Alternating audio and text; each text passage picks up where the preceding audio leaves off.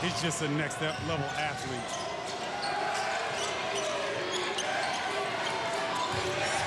Had a chance to see Gonzaga against Illinois, Michigan State, Wake Forest, and he fits right in with those athletes at that level.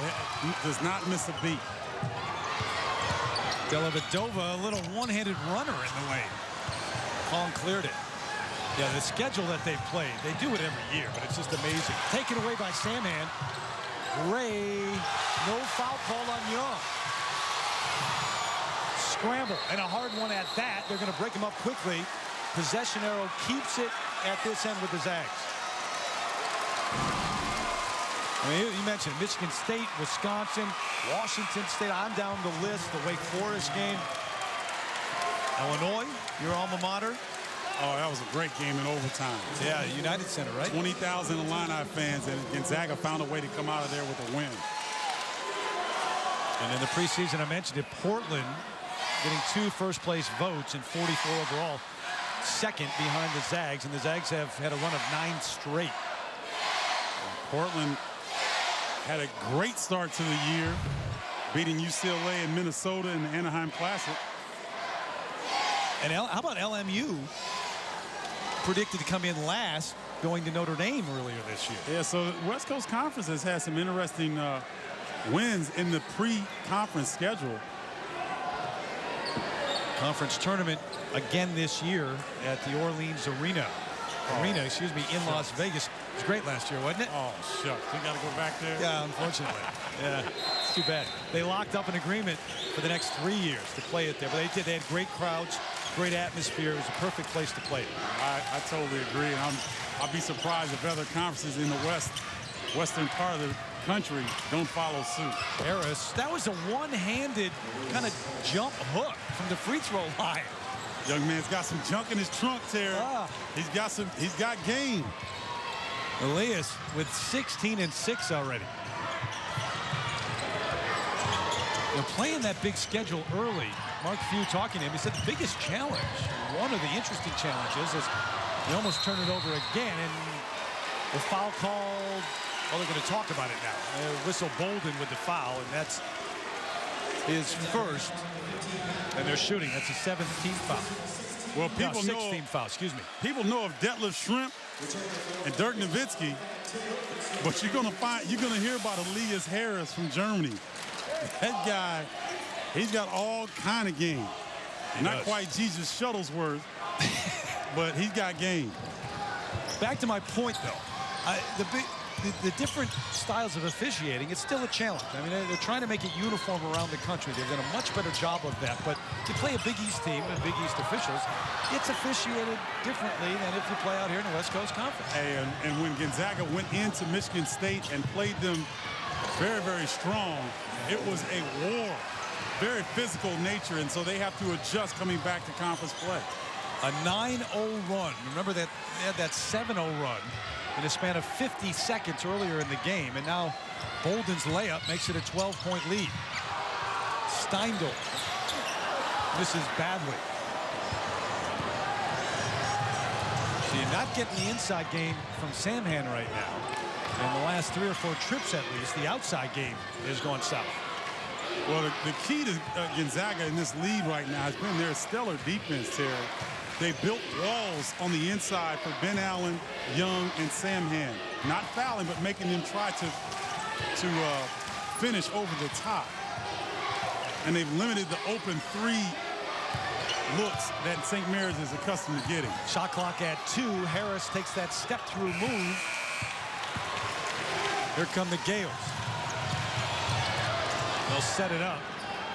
About a 14-second difference, shot clock, game clock.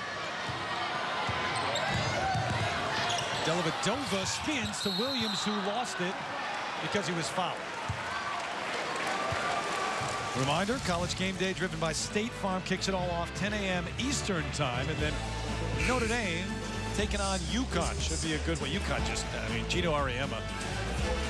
They're ridiculous. They are pretty ridiculous. Saturday primetime presented by DirecTV. And game day from the site of the UConn game. Women's college basketball coming your way. Williams at the line. 1-1. 17 fouled. So Harris clears the miss. And about a 1 second difference. This first half has really shown how complete this Gonzaga ball club is. Great defense. They put 45 on the board.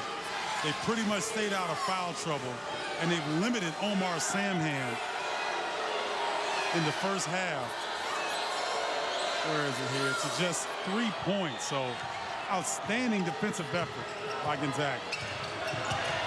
Bolden on the move, did not get it off. There was enough of a difference, shot clock to game clock, and there's 0.9 left now on the game clock. Nice screen and roll action. Bolden just a little late. Trying to get that off, but right idea. So many times, Terry, shot clock running down, we see a guy for a desperation three. He's trying to get to the bucket. Now they put 1.7 back on the clock. Dellavedova, who knows, he might hit this. No, not this time. St. Mary's held scoreless the last 4.5 minutes. Gonzaga closes on a 9-0 run. And Elias Harris leading the way. 16 points and 8 rebounds. 45-33 Gonzaga as we send it to Ryan Burr, the UPS halftime report.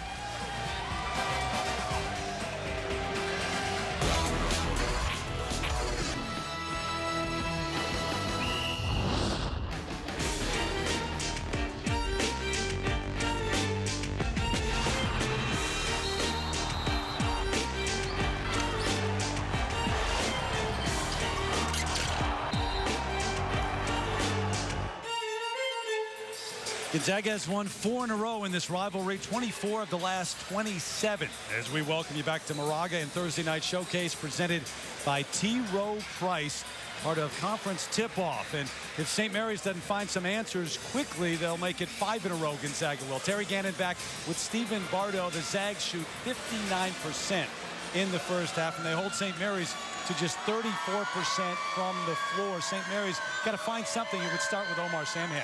Yeah, Omar really struggled inside, and Robert Sacre did a great job of building a wall and not fouling. See right here, they get in the passing lanes, nice steals. They're forcing the drive. They're not letting St. Mary's set up for open threes and just really shutting down the paint. You see the drives are contested. They're making them pass out, doing a good job defensively. Omar, right there, Sacre building that wall, no fouling, making him finish over the top. Right there, he had a pretty good look but couldn't finish. But this seemed to get him going, Terry. The hard foul by Sacre. And Samhan came back with a block shot to start the run, then got it going inside a little bit, but still. You look at the halftime numbers, he's just 2 of 9, 6 points and 6 rebounds so far. This is how St. Mary's is going to get back in the game. The ball will end up right here after a pass to Samhan, after Samhan cuts to the basket, clears space for St. Mary's. This is the floor spacing, Terry, they're going to have in order to come back in this game. And it was a good look because Stephen Gray late getting out on the shooter because he was concerned about Samhan, helping out with Samhan inside in the paint. But we didn't see a whole lot of that during the first half from St. Mary's. We've got Robert Sacre and at times Will Foster at 7'5" in there defending Omar Samhan. So it's been effective so far. And at the other end, too much Elias Harris, the freshman from Germany, who had 16 points, 9 rebounds in the first half, and Matt Bolden, who ended up with 8 in the half. Most points that St. Mary